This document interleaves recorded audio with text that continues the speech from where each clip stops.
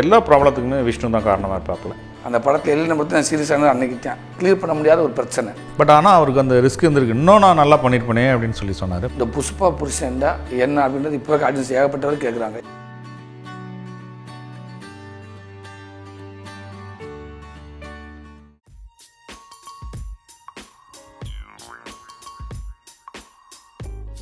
நல்ல அண்ணன், எங்களுக்கு பிடிச்ச அண்ணன், எங்கள் செல்ல அண்ணன், ரொம்ப ஜாலியான மனிதர் அண்ணன். அந்த டென்ஷனை என்னன்ட்டு அவர்கிட்ட கேட்கணும் அப்படின்னு ஒன்று தெரியாது அவருக்கு. அது வெளியில் என்ன படம் முடியாது, வீட்டிலேருந்து வரையிலே கொஞ்சம் கூட எப்படி நடிக்க போகிறோம் அப்படிங்கிறத யோசிக்கவே மாட்டேன். நான் கேமரா கிட்ட போகிற வரைக்கும் நான் நடிக்க பண்ணுறதே எனக்கு வராது. எதை வேணாலும் பேசிட்டு இருக்கேன், தைரியமாக இருப்பேன். எதை வேணாலும் என்னன்னா கேமரா கிட்ட போது ஆட்டோமேட்டிக் சீன் சொல்லுவாங்க, அவங்களே அப்படி வச்சுருப்பாங்க. உள்ளே நாங்கள் கொஞ்சம் ஃபுல்லாக ஒர்க் அவுட் பண்ணுவோம், பேசி விட்டுருவார். அதுக்கெலாம் 1 ஹவராக பேசிகிட்டு இருப்போம். பேசி இப்படி ஜாலியாக இருக்குது, எல்லா பஞ்சும் இப்படி வந்து நிற்கும். இதை இப்படி ஆக்கிடுவோம், இது படத்துக்குள்ளே வரும். அவ்வளோ ஃப்ரீடம்.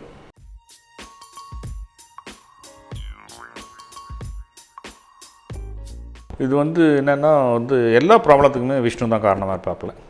சூரிக்கு ஒரு பெரிய பிரச்சனை உருவாக்கிட்டாப்புல. அவன் புஷ்பா புருஷன்னு ஒரு பிரச்சனை மாட்டிக்கிட்டு கடைசி வரைக்கும் அதுலேருந்து ரிலீஸ் ஆகிறதுக்காக ட்ரை பண்ணிகிட்டு இருப்பாப்புல. நிக்கி கல்ராணி ஒரு போலீஸ்க்கு வேலைக்கு ஜாயின் பண்ணுறதுக்காக பணம் கொடுத்துட்டு அந்த பிரச்சனையில் விஷ்ணுக்கிட்ட மாட்டிகிட்டு இருப்பாப்புல. அப்புறம் ரவிமரியா ஒரு பெரிய ப்ராப்ளத்தில் மாட்டிட்டு, ஸோ அதையும் ரிலீஸ் பண்ணுறதுக்கு ஹீரோவை பிடிச்சிட்டு இருப்பாப்புல. இது எல்லாமே ஒரு 3 பாயிண்ட் ஒன்றா சேர இடம் ரோபோ சங்கர்கிட்ட மாட்டோம். ஸோ அந்த 3 விஷயத்தையும் எப்படி ரிலீஸ் பண்ணி அவங்களெல்லாம் அந்த ப்ராப்ளத்துலேருந்து ரிலீஸ் பண்ணுறாங்கிறது தான் ஸ்கிரிப்ட்.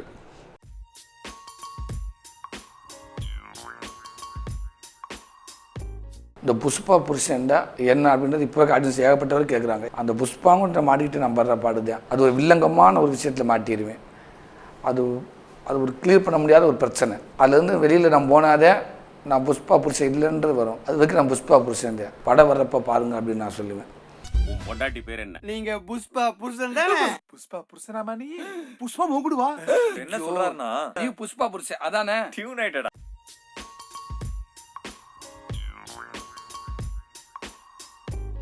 எனக்கு நம்ம கொஞ்சம் கூட பயம் இல்லை. ஒரு ஹீரோக்கிட்ட ஒரு ப்ரொடக்ஷன் கம்பெனி போய் சேரும்போது ப்ராப்ளம் வரும் அப்படின்னு நான் ஒன்றும் பெருசாக எதுலேயும் பயப்படல. எனக்கு என்னமோ விஷயம் மேலே ஒரு 100% ஒரு கான்ஃபிடென்ட் இருந்தது. ஸோ அதே மாதிரி அவரும் எனக்கு எந்த விதமான பிரச்சனையும் பண்ணல. சார் அது அதிகமாகுது, ஏன்னா ஸ்பாட்டில் அவரும் இருக்கிறார் ப்ரொடியூசர் அப்படிங்கிறப்ப இதுக்கு இவ்வளோ தேவையா, ஒரு ப்ரொடியூசராக ஒரு சின்னதாக ஒரு டென்ஷன் இருக்கும், அதெல்லாம் எதுவுமே கிடையாது. ரொம்ப கூலாக அந்த படத்தில் ஒர்க் பண்ணி கொடுத்தாரு. எனக்கு ஒரு ப்ரொடியூசர் மாதிரி இல்லை, ஒரு ஹீரோவாக என் படத்தில் நான் ப்ரொடியூசர் மாதிரி என் படத்தில் ஒர்க் பண்ணுற மாதிரி தான் ஒர்க் பண்ணி கொடுத்தாரு. ரொம்ப கூலாக இருந்துச்சு எனக்கு.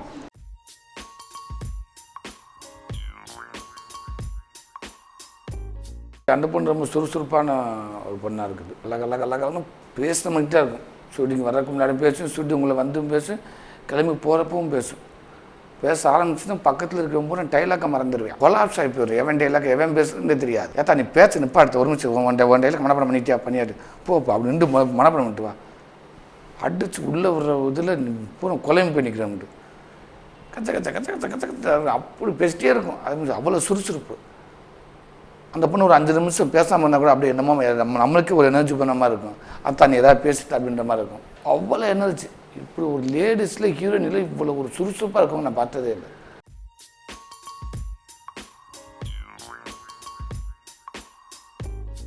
அது படம் பண்ணும்போதே ஒரு ஸ்ட்ரிக்டான ஒரு போலீஸ் ஆஃபீஸர் அப்படின்னு சொல்லி ஒரு கேரக்டர் பண்ணிட்டோம். ரொம்ப ஸ்ட்ரிக்ட்டு, ரொம்ப ஜென்யூனான ஒரு கேரக்டர். ஆக்ஷன் பிளாக்கு, அடிதிட்டி இந்த மாதிரிலாம் இறங்குவா. அந்த மாதிரி ஒரு கேரக்டர். ஒரு சாதாரணமாகவே ஊரில் எவனா தண்ணி போட்டுட்டு என்னன்னா மார்க்கெட்டில் இறங்கி அடிச்சிடுவாங்க. ஸோ அந்த மாதிரி ஒரு ரியலாக ஒரு ஃபைட் பண்ணக்கூடிய ஒரு கேரக்டர் அப்படிங்கிறப்ப ஸோ அந்த மாதிரி ஒரு பொண்ணை தான் நாங்கள் தேடிக்கிட்டு இருந்தோம். அப்போ நிறைய பேர்கிட்ட சொன்னோம், அந்த மாதிரி இருக்கணும், ரொம்ப சாஃப்டாக இருக்கக்கூடாது அந்த கேரக்டருக்கு ஒரு பொண்ணு அப்படின்னு சொல்லி கேட்குறப்ப மகேந்திரன் சார் தான் சொன்னார், இந்த மாதிரி மலையாளத்தில் ஒரு பொண்ணு நடிச்சிட்ருக்கு நிக்கி கல்ராணின்னு சொல்லி பாருங்கள் சார் அப்படின்னாரு. அப்புறம் அந்த படத்தை பார்த்தேன், ரொம்ப பிடிச்சிருந்துச்சு. அப்புறம் டார்லிங் பார்த்தேன், அதுவும் ரொம்ப நல்லா பண்ணியிருந்தாங்க. பேசிக்கலாகவே அவங்க ஒரு துருத்துன்னு ஒரு கேரக்டர். அவங்களுக்கு சின்னதாக அவங்களுக்கு ஒரு மார்ஷியல் ஆர்ட்ஸ் தெரிஞ்சுது. பட் இருந்தாலும் இதுக்கு ஒரு 10 நாள் ட்ரைனிங் கொடுத்தோம். நாங்கள் ரோப்பில் கட்டி தொங்க விட்டால் கூட அவங்க அதை பற்றி கவலைப்படுறதில்ல. ரொம்ப அழகாக ஃபைட் சீக்வன்ஸ்லாம் ரொம்ப நல்லா பண்ணி கொடுத்தாங்க.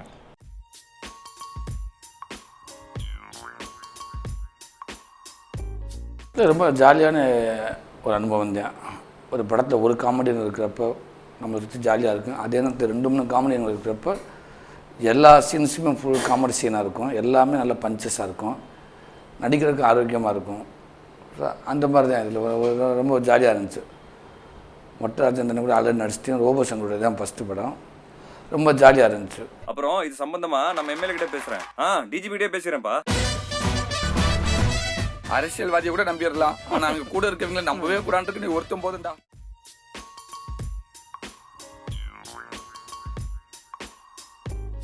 உங்களுக்கு ஈஸியாக இருக்கும். எனக்கு வந்து ஒரு ஃப்ரேமில் ஒரு 4 காமெடினை நான் வச்சுட்டேன் அப்படின்னாக்கா அவங்க 4 காமெடினுக்கு நம்ம ஃபீட் பண்ணுறது வந்து ரொம்ப கஷ்டம். அப்போ வந்து ரொம்ப கரெக்டான ஸ்கிரிப்ட் இருக்கணும். 4 பேருக்கும் வந்து கரெக்டான விஷயங்கள் இருக்கணும். அப்போ தான் அதை பண்ண முடியும். ஸோ அது இந்த மாதிரி எல்லாமே வந்து ரொம்ப அழகாக அமைஞ்சதுனால வந்து அந்தந்த பார்ட்டில் வந்து அவங்கவுங்க ரொம்ப எக்ஸ்ட்ரா நிறைய பண்ணிட்டு போயிட்டாங்க.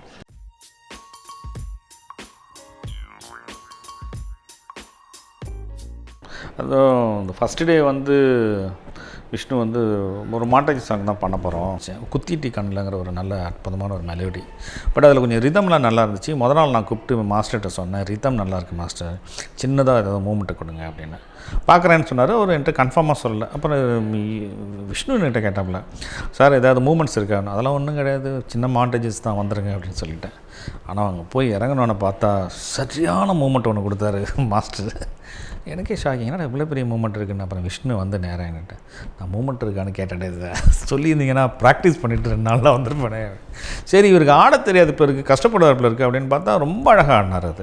அது ஒரு கஷ்டப்படாமல் ஆடி காமிச்சார் அதை. பட் ஆனால் அவருக்கு அந்த ரிஸ்க் இருந்திருக்கு. இன்னும் நான் நல்லா பண்ணியிருப்பேனே அப்படின்னு சொல்லி சொன்னார். பட் ஆனால் ரொம்ப நல்லா பண்ணிட்டார். அது படத்தில் ஒரு இடத்துல நான் ஜம்ப் பண்ணி மேலே போவேன்.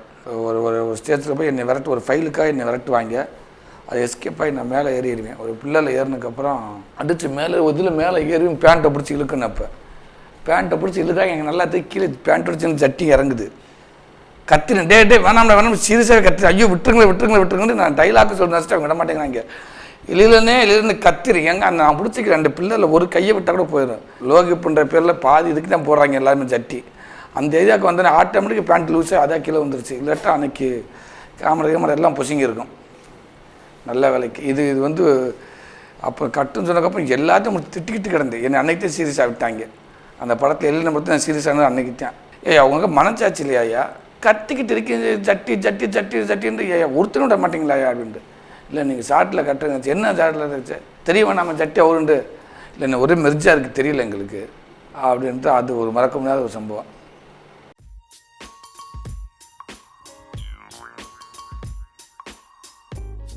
வந்திருக்கு ஒரே நேரத்தில் பேப்பரில் 6 படம்லாம் விளம்பரம் வந்திருக்கு ஒரே நேரத்தில். அதுமாதிரி ஒரே நேரத்தில் 2 படம், ஆமாம் 2 படம்லாம் வந்திருக்கு.